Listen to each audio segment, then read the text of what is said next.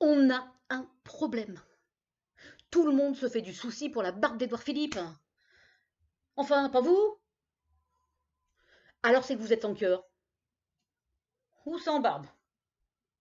Vous avez vu? Sa barbe. Elle a des taches blanches.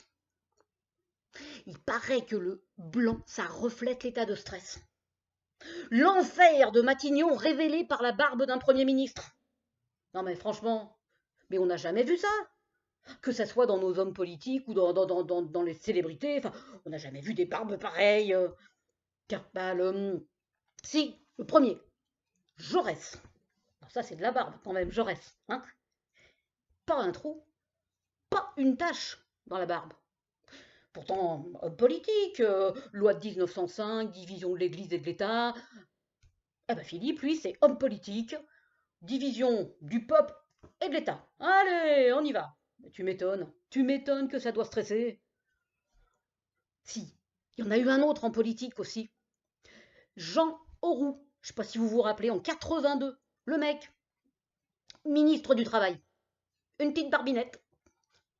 Si, la barbinette, chez moi, c'est une petite barbe coupée au carré, ça, hop, hop, hein, et ben, pas un trou, pas une tache. Et le mec, il a quand même travaillé sur la réforme des retraites à 60 ans, je veux dire, donc quand même. Alors que, bon, ok, Philippe, lui, il a travaillé sur la réforme des retraites. Vous allez me dire, ça a mis un bins, fin de l'année, là, 2019, au début 2020. Ah oui, mais le truc, c'était tu cotises plus longtemps, tu payes plus longtemps, et puis quand tu seras vieux, tu touches rien.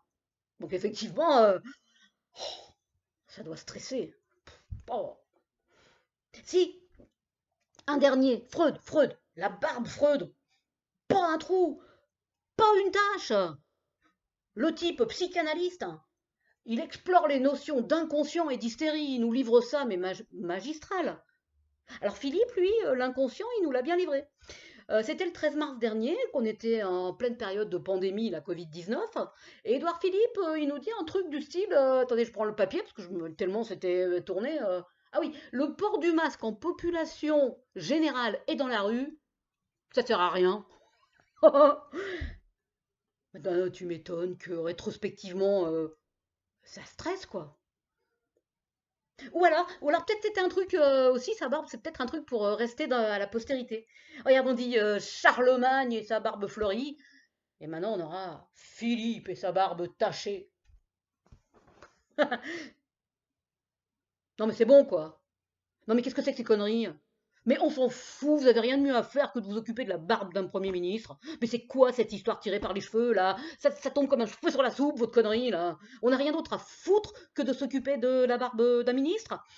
Il faudrait peut-être quand même penser à un projet de société. Hein, un truc pour vivre ensemble, je sais pas, à l'écologie, à des choses beaucoup plus intéressantes. Mais effectivement, voilà, gardez bien vos cheveux devant les yeux, et puis comme ça, hein, ça ira mieux plus tard. On recommence et on fait pareil. Alors cette histoire de barbe, oh, coupez-vous la frange, hein, et puis surtout, conseil, gardez les yeux ouverts.